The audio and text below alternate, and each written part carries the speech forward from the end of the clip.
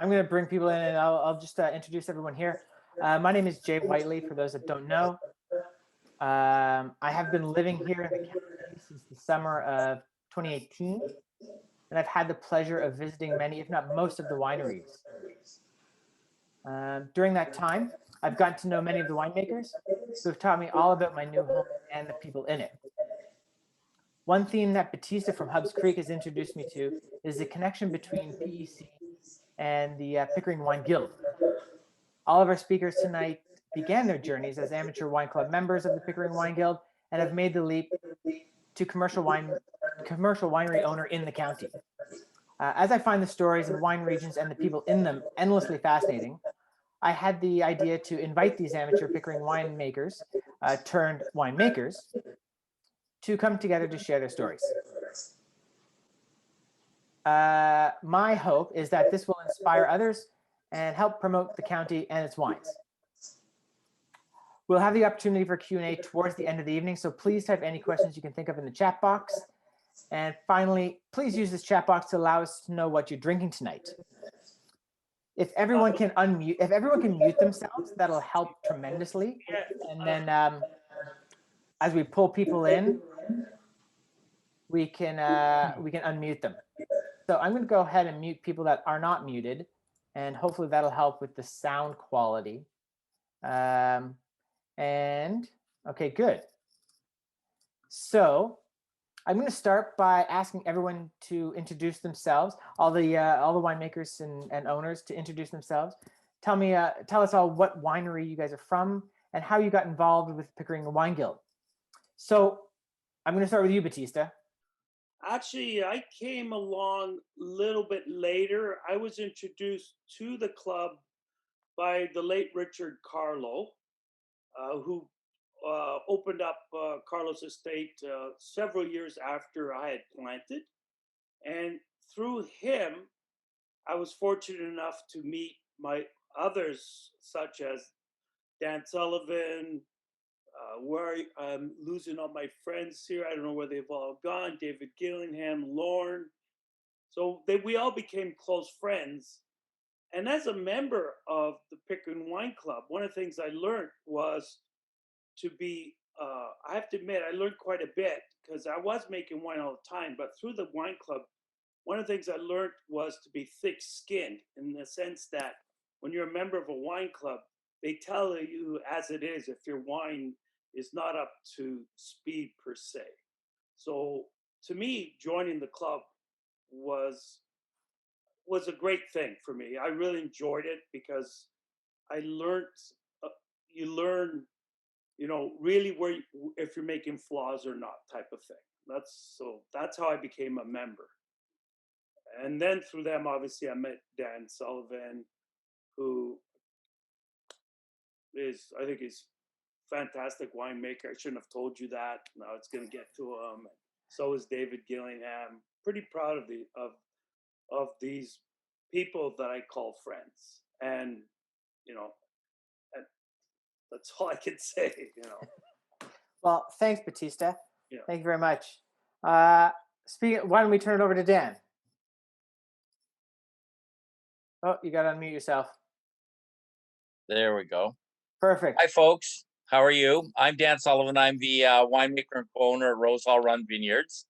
So yeah, I was the guy that suckered all the rest of them into coming out here. They're still blaming me for it, I think. So I joined the Pickering Wine Guild in maybe late 96 or maybe maybe 97 actually. And at that time, I had been making wine. 97 was my third year of making wine. And I started with a group of friends. I lived in West Hill, Ontario, which is the far east end of Toronto. So just by geography, the Pickering Wine Guild was fairly close by. And I went out to a couple of meetings, and I went to the Scarborough Wine Club, and I went to the Pickering Wine Guild. And all of these clubs that exist are all part of a greater overarching organization called the Amateur Winemakers of Ontario. And I guess we were probably there in the real heyday of it. And I believe there was over 50 clubs. and the annual provincial competition would attract upwards of over 1,000 wines, I believe. And so there was a very robust and avid group of amateurs, and a great number of very renowned winemakers in Ontario came through those ranks. I won't name all of them, but folks like Jim Warren, the original winemaker, Ed Gorinskas, the founder of Lakeview Cellars, the folks that founded 30 Bench, Tom Muckle, and a number of others, one of the Kosas brothers.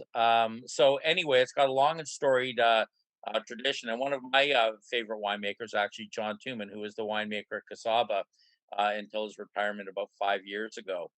And so I think Battista hit it on the head. It was as much a culture of really pursuing excellence in our craft of what we were doing as amateurs. And I guess with me, I knew pretty early on that the bug had hit me, and that by 1998 or so, I knew that this is what I wanted to do with my life.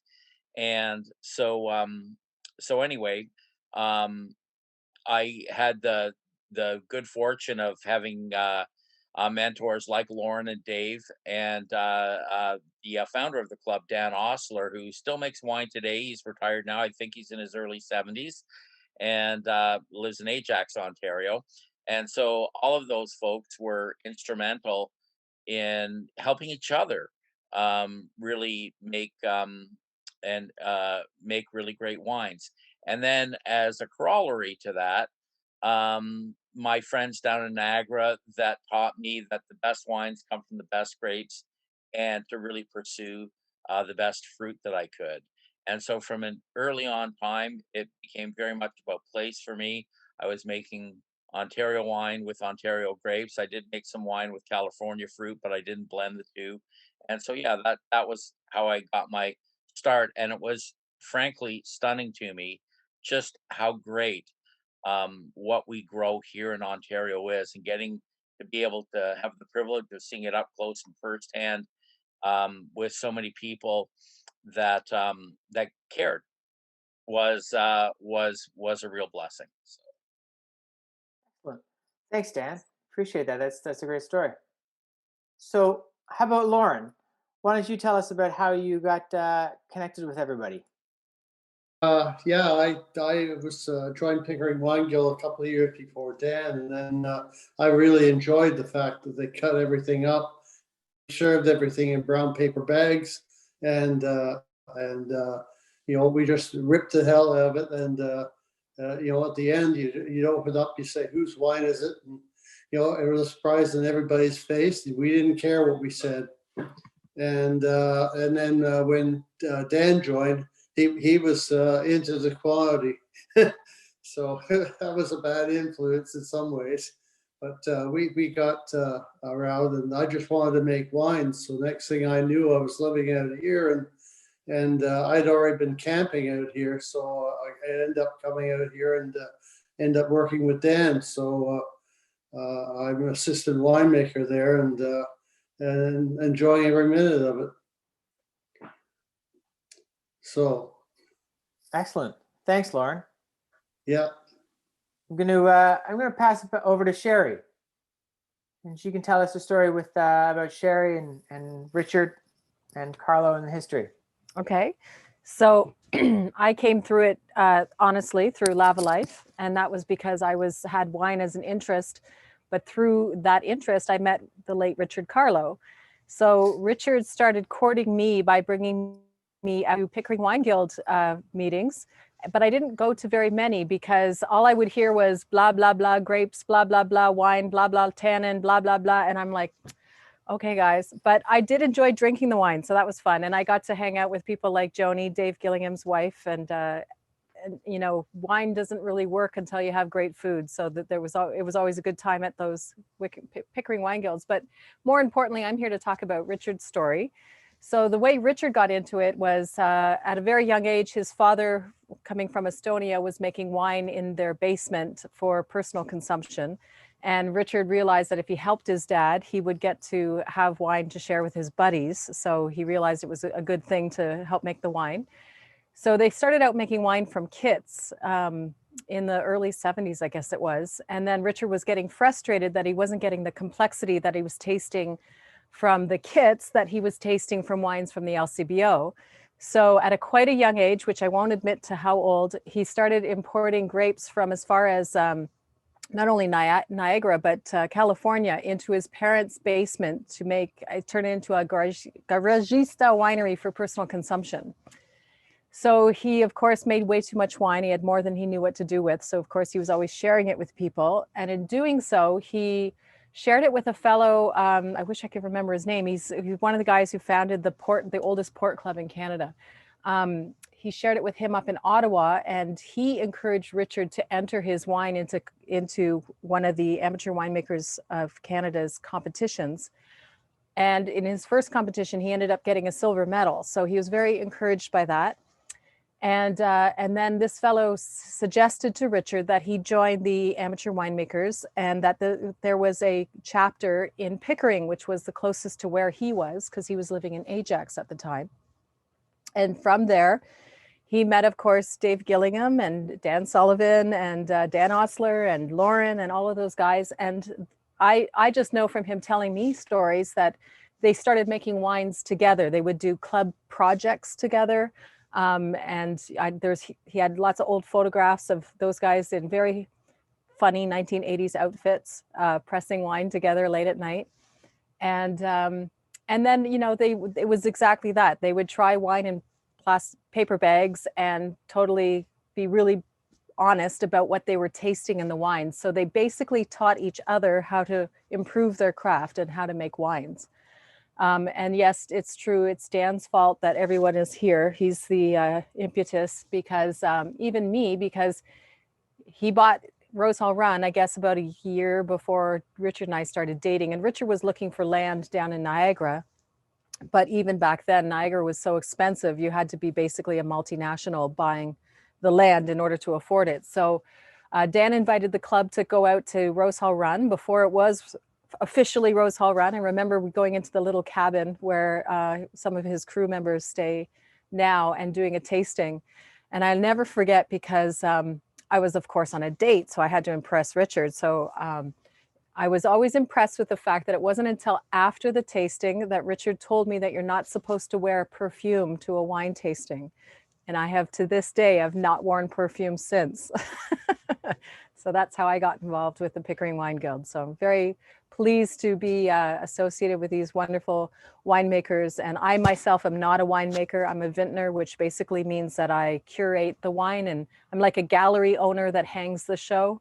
And our current winemaker is, we're very lucky to have Derek Barnett as our winemaker, who Richard met while he was a professional up in Ottawa. They very like-minded, so that worked out really well. So that's my story. Thanks, Sherry. You're welcome. That's fantastic. Thanks for sharing. So, Dave, why don't you tell us about your experience with the Pickering Wine Guild and the evolution of Domaine Darius? Well, Domaine Darius was an evolution, but take you back to when I started the Pickering Wine Guild was back in the early 80s. And I started making wine back then because you could make wine for 50 cents a bottle, and the LCBO was like $3 or $4 a bottle back then. So I started making wine, joined the club, really enjoyed the camaraderie of the folks that were in the club.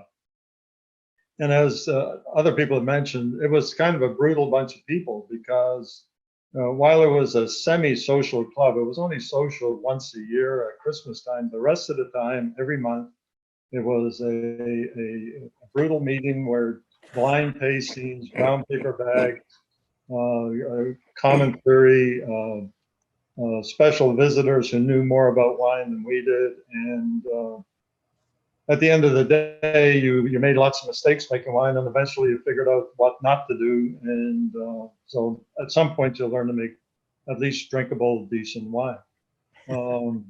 So as time evolved, I stuck with making wine. I love making wine. And then Dan was the first guy in the county. We had got back from a trip overseas and came down to visit Dan, then met Battista because he was across the street from Richard. And so Battista joined the wine club. So we just kind of came down and hung out and whatever, and kind of liked the county quite a bit, and decided that maybe we'd buy a piece of property here, which we did. So we're now Domain Darius on Wilson Road. But in the beginning, there was no real intention of opening a winery. Although I can tell you, and Sherry probably remembers, Richard would say, "David, you are going to open a winery," even though we had no plans on doing it. So we planted some grapes back in 2008, and eventually opened a winery in 2014. Just enjoyed making wine, and to this day, I probably make way more wines than I should for a little tiny winery. But it's something that we enjoy and something that we like. And you know, between Battista and Lorne and Dan and you know, Sherry and the folks in the county, it's just been a great ride. It's been enjoyable. I hate the winters, but there you go. So do the grapes, or so do the vines. Grapes don't hate it so much, but they love the summers. A great place to grow grapes, make fabulous wine. In fact, right now I'm drinking a Domain Darius Cabernet Franc 2011, which was the first, one of the first wines I made off this property. And it was a mistake. And the reason it was a mistake is when I got my Chardonnay planted, somewhere along the line, mixed in with the 800 Chardonnay vines was 25 Cabernet Franc vines. And so we've never sold it, but I make it and drink it. So there you go. So that's kind of the story. We just ended up here, just enjoyed it and having a great time. And here we are. Thank you. Thanks, Dave. So fantastic to know for a little hidden gems. I guess we're going to start plaguing you to see if you still have any Cabernet Franc kicking around when we come knocking on your door.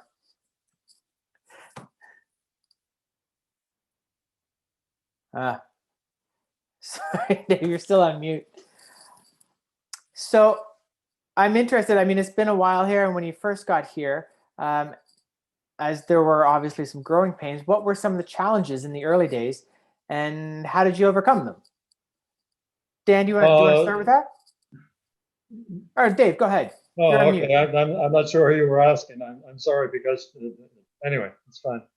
No, I mean, for us, there weren't a lot of challenges because this wasn't a serious endeavor in the beginning. But very quickly learned, you know, in the first year in, that winters were not as pleasant as you might have thought in growing grapes. I mean, you know, all the places we had visited over the years, you know, France and California and Spain, and they don't have the problems that we have here. So we learned very quickly that you got to vary, you got to do those kinds of things. I think so we planted in 2008, and we had some grapes in 2010, 2011. And then you learn about the critters and all the damage that they can do. So, you know, those were the things to learn. And even to this day, you know, every year we learn something new about growing grapes, how to make things better in the county, you know, make better wine. I'm learning all the time. So it's, you know, there's always something going on. Yeah, in the very early days, one of the other things that I think was really key to the formation and fairly rapid, I would say, success of the county as a wine growing region was the Prince Edward County Wine Growers Association, which was not named that when I got to the county, but adopted that name, I think, in a branding exercise a couple of years later, maybe in like 2004 or 5. And back in those days, it was a group of people, many of them around the same time as us. 2001, the year that we started, was a pretty watershed year. It was the year that I would say really serious money it was invested in the wine industry via Huff Estates and the Grange of Prince Edward, which were certainly the two sort of most iconic and largest undertakings at the time. And quietly, the folks that own Casadilla up on Cold Creek planted about 25 or 30 acres back in those days. But predating them all was Clausen Chase, and then Long Dog. And along with Long Dog, at the time it was called Pedalston Wines. It was founded by Mike Pedalston and the McCurdy family. And they went through a couple of iterations name-wise. They're now known as Casadilla. It was purchased by the current owners in 2008 or 9. But the important part of that was that much like us sitting around the table blind tasting wines, there was a real discussion around the table. And I'd be remiss if I didn't mention Jeff Heinrichs in that group as well, who was one of the first people to plant vinifera in Prince Edward County. But my exposure to that Prince Edward County actually was through a group that I met through Amateur Winemakers of Ontario that was growing grapes in non-traditional areas called Grow Wine. And the infamous and immortal Larry Patterson was one of the key guys of that. Larry was from Peterborough and is super great advocate for Ontario wines and a very passionate guy and winemaker. And one of my early mentors, a guy by the name of Don Eastman. And Don Eastman is, I think, still owns his property. Or no, actually, Harold Teal from Hidden, who's a good friend of mine, actually, bought the property. But Don and his wife Dee still live in the house, and it's right on King Street or Road 8, up on the Beamsville Bench. And I was at a round table, and there was Deborah Pascas, who was the founding winemaker of Clausen Chase, Dan Taylor, who owned Vineyard, which is now owned by Kente at Greer Road and Danforth, and myself. And so we started talking, and I heard about Prince Edward County and them talking, and Deborah had already put a small planting in this, probably would have been about 98 or 99. And so it kind of piqued my interest. And I remember us going up. It was the August long weekend of 2000, and we nearly turned around because the traffic was so bad. But we persevered, made it out to meet Mike and Cheryl Pedalston as Mike was pounding in T-rails at the property next door to us. And looking at the ground, I looked up at Lynn, my partner, and I looked back down at the ground, and we looked at each other, picked our jaws up off the ground, said, "Holy cow, this is amazing." And we too had been looking for property in Niagara a couple of years earlier, but the timing wasn't right. And we had young children. And so anyway, we price tag was part of it, but we were kind of fortunate that we had partners that were like-minded in our partner Cindy and Cam, and they helped bankroll the endeavor. And I often joke that growing grapes in the county and opening a winery is kind of like a poker game. The ante's pretty cheap, but as you go around the table, everything starts getting a lot more expensive. So here we are, many rounds and many dollars in, I guess. But it was pretty exciting to be, part of something that was really pioneering. Few people get to do that in their life, and I think all of us on this call are pretty proud of the fact that we were able to take something that was a hayfield and turn it into something that really can express a pretty special place. It sure can, Dan, and on behalf of me, I'm sure we applaud you for all that effort. It's been a lot of work, I'm sure, and it's been fantastic. And so, thank you for all that, guys. That's been. So, I'm curious, Battista, what are some of the changes that you have seen, both in terms of the winery operation and within the county itself? What I've seen? Yeah, what are some of the changes? Well, first of all, I want to also mention Dan Taylor. At the time, Dan Taylor was the economic development officer, and he was, I feel, quite instrumental at actually pushing the county as a new wine growing region. He actually kind of helped me out at the beginning when I first planted. Actually, when I bought the property in 2000, 2001, I met Dan. He won't remember me. I was on my bicycle, and he had just planted, and Casadilla had planted. But we also forgot to mention Wapoose Winery was actually opened a year or two later, but they were strictly almost 100% hybrids, which is fine. But I'm saying is, but it was what's Casadilla today, Mike Pedleston and Dan Sullivan and the others. They're the ones who started playing with the vinifera families, especially Pinot Noir and Chardonnay at the time. Now, the changes I've seen is when I first planted on Danforth Road, there was no one there. Karlo's Estate hasn't quite come along yet. And you were hard pressed to see an automobile drive down Danforth Road. And if it was usually a police officer. So basically the county was, in a way, it was a hidden gem because nothing had changed for many, many years. And I feel I'm proud to watch the county go through a rebirth or a renaissance because of the wineries. Now, if you're on Danforth Road, it's filled with people riding bicycles, enjoying themselves. And I feel the county's become vibrant. It's now we have great dinners. You could go to a restaurant, enjoy a meal. When Richard Karlo and I would hang out, the only place that you could have a good dinner was at Richard Karlo's. He would cook us a great dinner because there were no real restaurants per se at the time, except for a couple of diners. So I watched quite a few changes, and I think they're great, personally, myself. Some people will disagree with that, but I think the changes have been fantastic,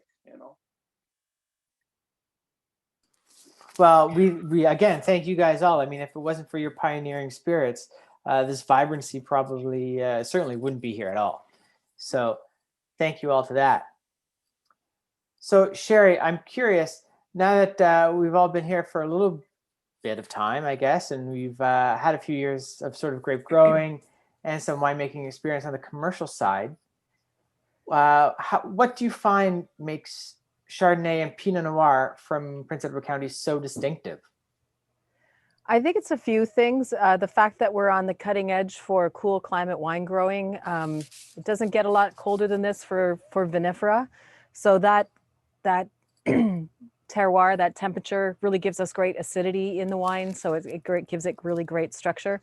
And then of course there's the beautiful limestone soil. I mean, everyone can talk about, basically limestone is fossilized coral reef, and it's that coral reef that's giving the wines so much complexity.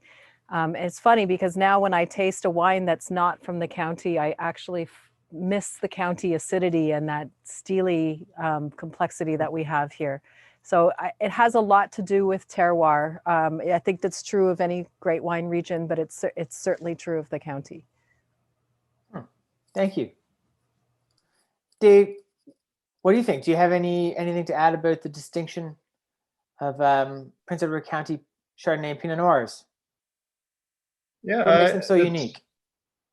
Well, it's really the growing season. If you can get through the winter and get through the frost, then the actual growing season is fantastic. Generally, we don't get a lot of moisture. The grapes struggle. We don't get a large harvest. The Pinot Noir and Chardonnay, Chardonnay for certain in Niagara, 3, 4, 5 tons an acre is not unheard of. In the county, you're lucky to get 2 tons an acre, and certainly I don't get anywhere near that. So you get better concentration from that perspective. The soil, the drainage typically of the soil, so the roots never get wet. You get nice cool nights and hot days, during veraison. So there's a lot of things that come together that make Chardonnay and Pinot Noir way better, in my opinion, than typical Chardonnay and Pinot Noir. Certainly more complexity, You maybe don't get the intensity of fruit that you get in some other areas, but you certainly get a much more interesting wine, nicely balanced wine. Yeah, I think it's got a lot going for it. I mean, you know, from a winemaking perspective, the grape growing though just drives me crazy for all kinds of reasons. I'm sure everybody else, you know, it's kind of the way it is, you know. And I don't think there's too many smart grape growers and wine growers in Prince Edward County. They're all guys that couldn't make it someplace else, so we all ended up here in the county trying to make wine, which is kind of what we're doing. Speaking of difficulties growing grapes here in the county, what are some thoughts? Is anybody experimenting with geotextiles? Do you want to go, Dan?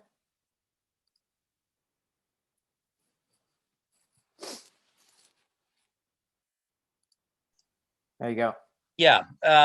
So we don't. I'm kind of old school. We still use the tried and true practice of filling up at our place. I've heard good reports on geotextiles. I think that when you look at perhaps the overall work that's involved, I'm not sure you save a ton of time laying out geotextile, but perhaps the uniformity of bud preservation might be superior to the physical damage that could take place underneath. But no, I haven't really seriously considered it. I think if I do, it will probably be on an experimental acre to see how it goes. There are some things that are a little prohibitive. I noticed that the new sort of version of Redtail and Lee Baker has really invested quite heavily in geotextile at their planting. So it'll be interesting to see how successful he is with it. I hope he is. And certainly, you know, reports that I've heard from some growers in Quebec swear by it. But when I started, you know, I started by bearing, and we've actually got a pretty good infrastructure. In most years, we're fairly successful in getting it covered, but there is some certainly some variability from year to year with crop loads up and down. 2020 was a small crop, whereas 19 was pretty good size, and 2017 was the biggest vintage we ever produced at RoseHall Run, and averaged about 3 tons an acre that year. So I will say that I also have fairly extensive experience working with various sites down in Niagara, and the one vineyard that I'm super familiar with is a place called Nadelco Vineyards, which is on Cherry Ave, right near Taw's Winery. And it's true that the wines are meatier and a little larger, but I do think that they offer a lot of finesse, and I'm very familiar with the Pinot Noir there. And I do think that you can coax some pretty cool minerality out of a lot of the bench sites in the Lincoln area along the Beansville and 20 Mile bench. I actually like 20 Mile bench. It's kind of like Avis. It's number 2, so it tries harder. And but yeah, I think that they have some magnificent terroirs down there, and but different. And I mean the underlying base material is their soil depths are typically a little bit deeper than we are, and it's on dolomite, which is a magnesium-based limestone, as opposed to calcaire, which is what we are, which is a calcium-based limestone. So the free active lime content in the soils here in Prince Edward County is quite a bit higher, and the soil pHs tend to be quite a bit higher too. What that leads to is it leads to a little bit more magnesium deficiency. So typically we need to apply more foliar magnesium in the form of Epsom salts to keep things chugging along. But I do think that I think somebody alluded to it, but almost like a saline quality. And I kind of joke that minerality is like pornography. I can't tell you what it is, but I know it when I see it. So, so anyway, it's something that's fairly elusive. And I was just reading an article on volcanics and the Auvergne region in France, and how Everybody seems to chase this this notion of minerality, but I don't think we have to chase it in Prince Edward County. I think it's right in the soil, waiting up to jump up and bite us on the ankles and on the sides of our tongues and the back of our throat. So having said that, I'm just going to take an extra 30 seconds here, and I want to show this to people. I was rooting around to decide what I wanted to drink tonight, and I came across this thing sitting in my little wine stash over there. And I don't know if you guys can see that or not. Can you see that? So this is our 2007 Sully's Wicker. And aside, I have no idea what the wine is like. It may be totally pooch, but it may be good. I don't know. Anyway, this was entirely estate grown. And what's particularly interesting about this bottle is if you look very, very closely, it says VQA Prince Edward County. And this was one of the very, very first bottlings that was allowed to carry the VQA Prince Edward County designation on it. So you're looking at a little piece of history here. And we received our DVA sometime in the summer, I believe July or August of 2007. And so the 2007 vintage was the first vintage that could carry VQA Prince Edward County, and that was largely because our collective group put our heads down, our noses to the grindstone, and we got to work on actually growing some grapes and produced the 500 plus tons that were necessary to get the DVA that year. So that's something that I'm particularly proud of. So as Anyway. we may know, that Edelsvicker is a blend of Alsatian grape varieties. Right. What's in there? So this one here, invariably, so I don't have it planted anymore, but it was a varietal called Ehrenfelser, and Ehrenfelser is a cross between Riesling and something else. I'm not sure what, but probably Muller-Thurgau or something like that. But anyway, I kind of got these vines. There was about a little over 1,000 of them, and my vineyard, my nurseryman, Martin Demrich, who's since retired and sold his business, was the guy that sold these to me back in 2002 when I planted them, and they were a canceled order from a BC winery, and I was looking for something a little bit different to plant. I had Chardonnay and I had Pinot in my North vineyard, and I was looking for a second varietal. And my original planting is actually a section of the vineyard that many of you know that I call the toy box, where it's a row each of a bunch of different varietals. And I'll let Lorne talk a little bit about that little section of the vineyard because he was very familiar with it this past year. But anyway. So yeah, it was that. And then I had a little bit of Muscat that was coming on for the first year. And then I had all the grapes from the toy box. So I actually have a very small planting of the oldest Gewürztraminer in Prince Edward County that dates back to 2001. So that's in there. And Sauvignon Blanc, same thing. And then a little bit of Pinot Green, a little bit of Riesling. So I got to know all those varietals a little bit, and then kind of narrowed my selection of what I wanted to plant in earnest at RoseHall Run based on those original plantings. Anyway, color's still good. That's fantastic. We know where to mine some extra old, unique bottles of wine. This is the only bottle I have, my friend. Although we do have a library, and we do have some back vintages that are available from time to time. And my son Dylan, my partner Lynn will be, and Mark, our tasting room manager, will be more than happy to curate those for anybody that comes by looking for some older stuff. Yeah, we'll keep some of that Sully's Vicar, and we'll all stop by tomorrow on Mass, and we'll see what we can find. It's not done. It's not done yet. No, it's got all that kind of old school, petrol, diesel, kind of, aromatics that you get in old Riesling, and it's off dry. I'm going to say it's probably about 18 to 20 grams per liter of RS. And the acidity's starting to fall away a fair bit now. And the sweetness a bit too. But anyway. Cool. Well, thank you. Still alive. Yeah, good. Well, let's just, we've sort of seen a little bit of the history. We've seen a little bit of the present and what's been going on from some of you. So I'm interested to see now where we think where the Prince Edward County wines are going to go. What's going to happen here in the county? So I'm gonna throw it out to everyone, but I'm going to ask Lorne first. Where do you see, Lorne, the county in the next maybe 5 and then another 15 years? What do you see what's going to happen? I think we'll go a long way. I think that things are moving forward, and that we'll continue to have good wines and minerality, and I think they're acidic and bright. I think that's where we're headed, and I think that it's going to be very successful.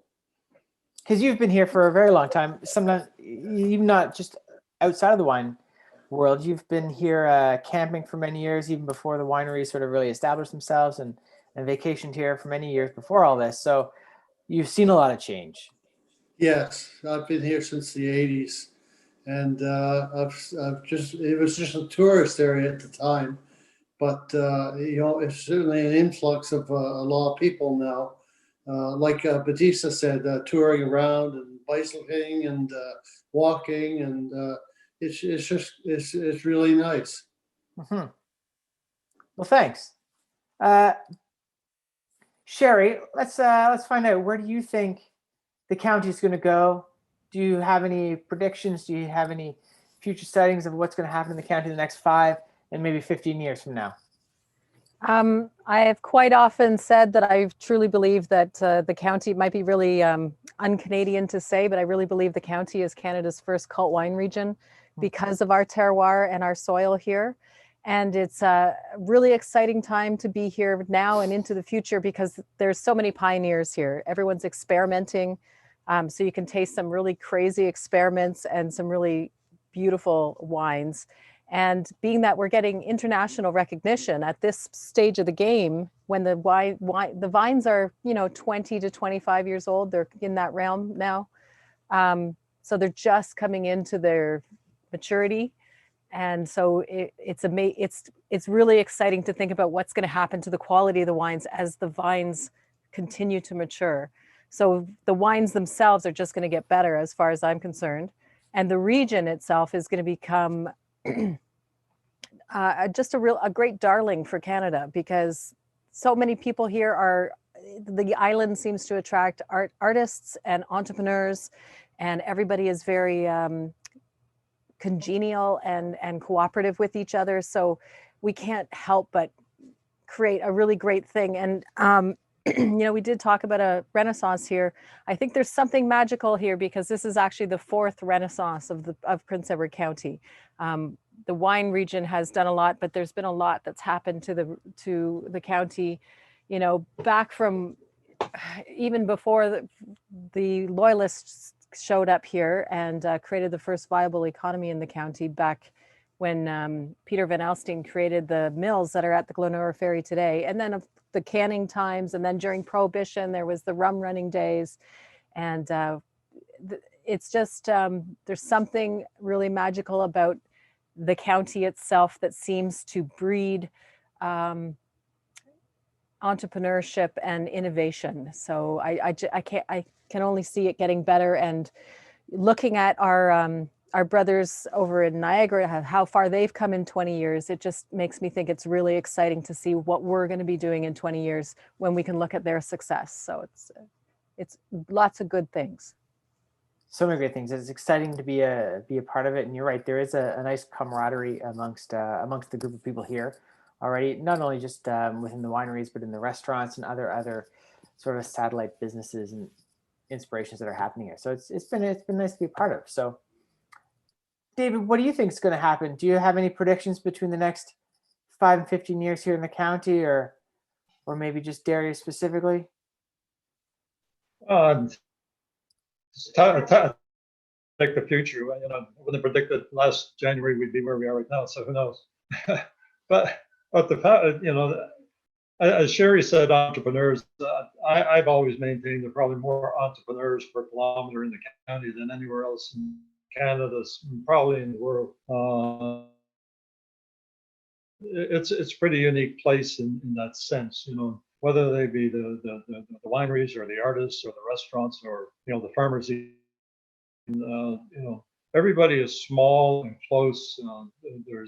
I mean, we are an island, and it's a bit of an island mentality to some degree. And I think people that come here to visit or people that come here to put down roots feel that and see that and really enjoy it. So, going forward, I think we'll see about the same thing. Maybe at some point it'll be bigger and more commercial, but I don't know if that'll happen. But I think there's enough base here now that as time goes forward, we'll still we'll all be small. We're smaller operations, more personal, more hands-on. I think if you went through all the wineries in the county, almost to a winery, they're owned, operated by winemakers, wine lovers, people who want it and grow a few vines and make a little bit of wine. And that's pretty much what's here. And I think people appreciate that. That makes it certainly closer. People understand each other because we all kind of understand why we're doing what we're doing. And I say to people that if I had gone to a banker and said I want to open a winery in Prince Edward County, I'd still be rolling around on the sidewalk in front of the bank. But so most people come here because they're passionate about the business. I think you see that everywhere you turn in the county. So that's kind of where my hope is that it'll stay that way. I see no reason why it won't. But time will tell. It's true. Yeah. It's well. Thanks. Battista, do you have a crystal ball? Do you see anything changing in the near future that? I'm looking at the results of the geotextiles. Dan Sullivan mentioned Lee Baker, and he's done quite a large planting. The theory of the geotextile is that it'll lower that bud killing temperatures that we sometimes have in Prince Edward County. So also the geotextiles allows us to not disturb the soil as much. So it could have an effect on yield production going forward. So depending on how that works, I think if that becomes successful, then the way vineyards will be planted in the coming future might change also, like removable posts and so on type of thing. So, but at the same time, growing grapes here is more costly. The cost of wine to make wine here costs more. But at the same time, our wines are uniquely county. They have their own particular unique flavors. Say what you want, but when you see a wine that says, VQA Prince Edward County, that is ours. That is a representation of what the winemakers have created. It's our art form, you could even say.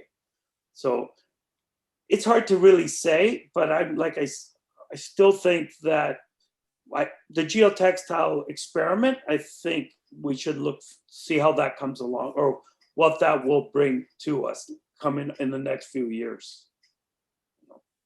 I think the only winery that I know that's gone full hog is Trail Estate. The Sproul's and Mackenzie have covered all 5 acres since 18, 19, and 20 this year.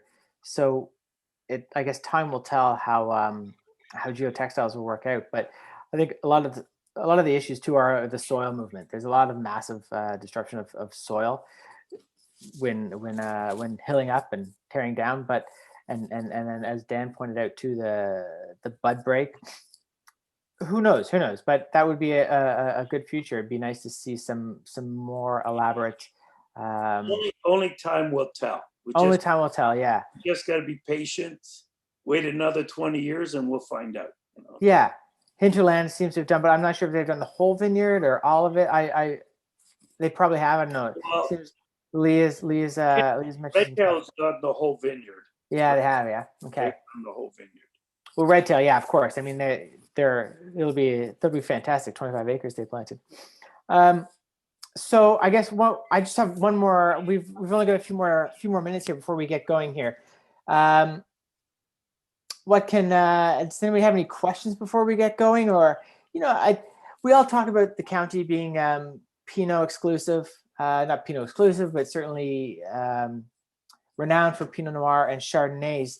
I'm wondering if anybody has any thoughts on the unsung heroes of grapes that might be recognizable, or like, yeah, maybe this could hang our hats on. So Sherry seems to be nodding her head. Why don't you go ahead? What have you got?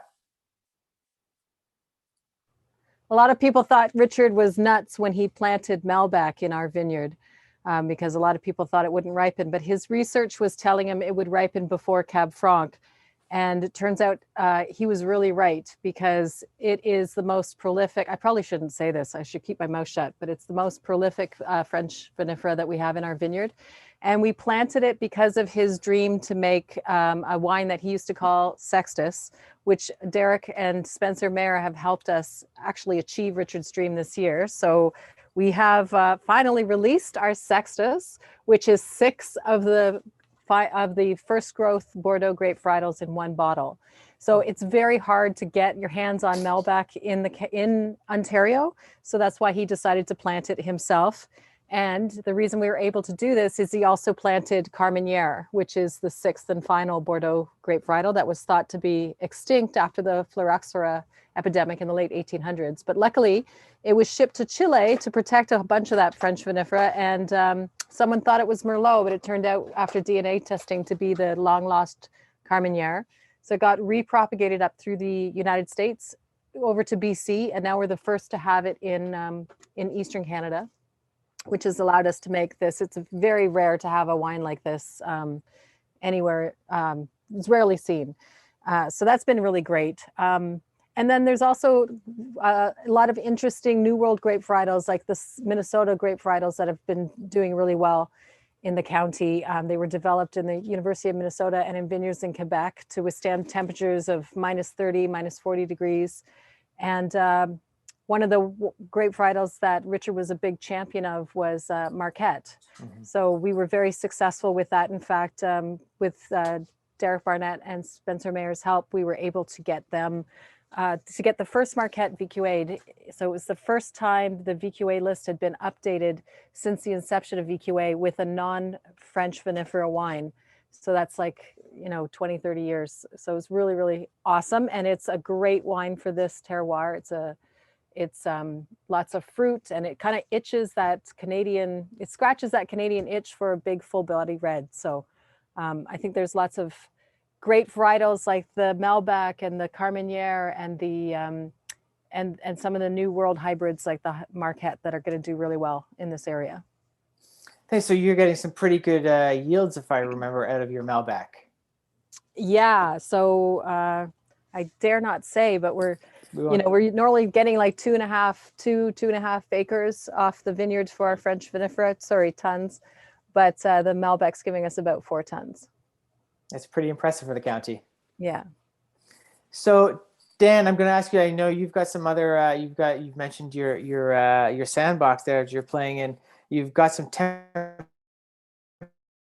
I think the county could grow very well compared to Chardonnay and Pinot Noir. Sorry, you broke up a bit on me. I caught you when you said toy box, but I guess you're alluding to the other varietals that are planted in there.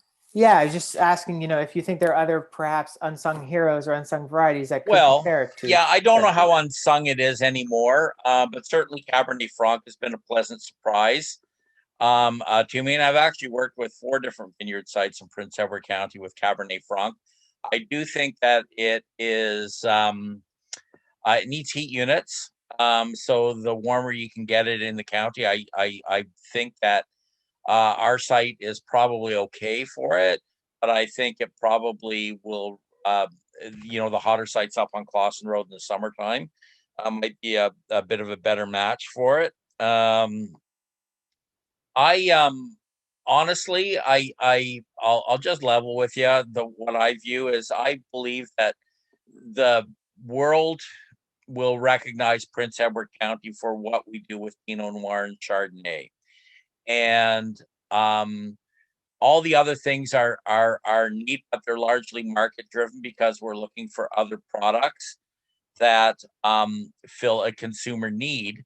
when they come to visit us as tourists. Well, I don't like Pinot, or I don't like Chardonnay. The number of people that I hear that say I don't like Chardonnay is maddening, because Chardonnay is the world's greatest white grape in my view, even though I'm drinking something Riesling-y here. And so, we're not going to hang our hats on growing. I have Tempranillo and, a really interesting Tempranillo, or a very small amount of other varietals. And what's going to drive us forward from a internationally recognized consumer perspective is what we're doing with Pinot Noir and Chardonnay. And if anything, I think we should be doubling down on that, but redoubling our efforts on how to sell it. And we really are making some of the greatest Chardonnay in Ontario on the planet, without question. And I've drunk a lot of them. And Pinot Noir can be a little more problematic with ripening, but certainly as we're growing, we get flavors that they would kill for out in California. And I remember overhearing a couple of Oregon winemakers at the I4C event a number of years ago, and they were saying, if these guys from Ontario ever get their shit together, we're in trouble. And so I really think that the whole notion of what we're good at is what we already know we can do well. But the other things, listen, I encourage it. I didn't bet my whole farm on Tempranillo, but I bet a 25th of it on it. And it's kind of fun, like Malbec and like some of the other things. But is that really what's going to drive our industry forward? Perhaps from, trying some cool things as maybe a bit of an innovator, but really it's going to come down to Pinot and Chardonnay in Prince Edward County, unquestionably, in my view. The other thing that I wanted to just briefly speak about is where the Prince Edward County might be headed. And so that from the viticulture and wine aspect of things is one thing, but I think the big challenge that we have facing us coming up is, as you look at that screen, everybody, all of us, except for you, Sherry, are getting a little older, and it will become a matter of sustainability. And I don't mean just from the vineyards and the viticulture and even the winemaking. I mean financially. And one of the things that's so charming about Prince Edward County is also one of the things that makes it so fragile and vulnerable. And that's that a lot of people came into the industry, frankly, undercapitalized, and have done an incredible job of building something from it. But I think for regions to remain vibrant and sustainable, they do need to be able to have a path to growth. And one of the big challenges that we have, not just here in Prince Edward County, but across Ontario, is we're taxed to death. And we need for our government to recognize that we are an intrinsic part, and you don't have to look any further than Prince Edward County to see what a catalyst for growth industries with value add like ours offer, and why in your right mind you wouldn't want to support and nurture those industries by not taxing them. We are the highest taxed wine jurisdiction on earth, and I just don't think that we've ever been given the due that we have, not just for making great wines, but for doing some pretty heavy lifting in some very depressed or economically challenged areas of the province. And so we're going to be putting a deputation together next week to the council to support our tax changes. And folks, if any of you are like-minded and want to see a wine industry here, then support it. And what that means is write a letter to your MPP, to your MP, to your council, saying that this industry is valuable to Prince Edward County and it's worth supporting. And so when we're asking for our tax changes, we arbitrarily have 6% tax added to every single bottle at our farm gate for no good reason. Every other business pays 13% HST, we pay 19%. When I sell a wine through the LCBO, I'm treated like I'm an imported wine in our home market. In California, they can go directly to a retailer and discount the product to them and do that because they have I won't get into all the technicalities, but essentially what it comes down to is we just need to get from under the crushing debt. And as I look forward to the future, I do see that wineries some of them are going to change hands, some of them will remain in families. But the only way that you're going to keep the people on the land, it's the same challenge that every agricultural business has. You have to make it worth their while and not make it so hard that they decide that they want to do something else. That's what drove our farmers off the land in the first place and has resulted in the consolidation of our industry. And so if you want small wineries like the ones that you're seeing to be able to survive, then they need a pathway to success. And through either being able to stay the same size that they are because they can because they can be profitable at that size, or to have enough money so that they can reinvest in their business to grow without having to have an angel investor all the time step in and drop the cash in.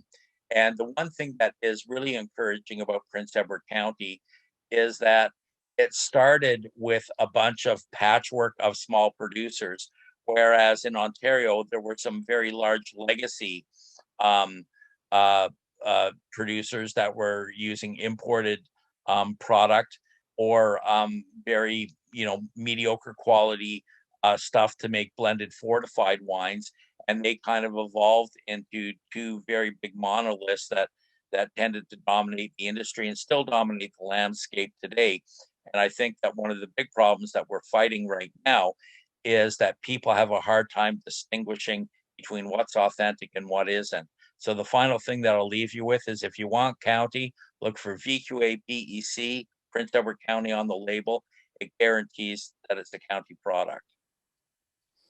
Thanks, Dan. Off my soapbox. No, that's great. No, it's certainly well said, well appreciated. And I think, the wineries of the region are simply just sort of a gateway for so many other businesses that are here. There's restaurants, as Battista mentioned, and I know and love, and there's just so many other things. There's hotels, there's small little shops everywhere. There's everything that happens, and it's all because of you pioneers, really, that really reinvigorated the county. So we thank you for that, and you guys are doing great work. And you're right, for the amount of time that we've been here talking here, we all could have sent out 10 letters to our local MPPs, and whatever it takes for us to do so. I think Duarte put up a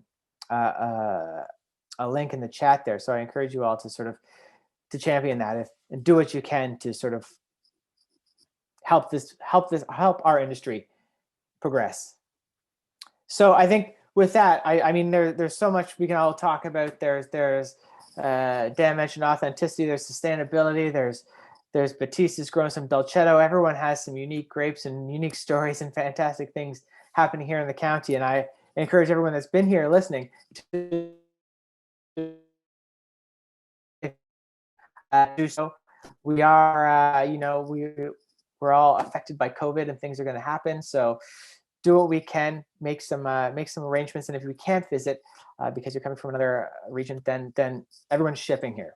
So buy local, support us all as we can. Does it? Yeah, and look at Sherry's got some great small bottles too. Before we close, if anybody has any questions, let us know, or forever hold your peace. Otherwise, we'll get it out. Guys, I want to thank you all very much for joining us. Everyone who's been here listening, and Sherry, Dan, David, Lorne, Battista, I want to thank you all. Battista, this is sort of like just something you mentioned in passing to me over the years. So I've gone to taste your wines about the Pickering Wine Guild, and it's just been fantastic to hear all your stories and share everything you've got. So I really appreciate it. Appreciate your time. So thank you very much, guys.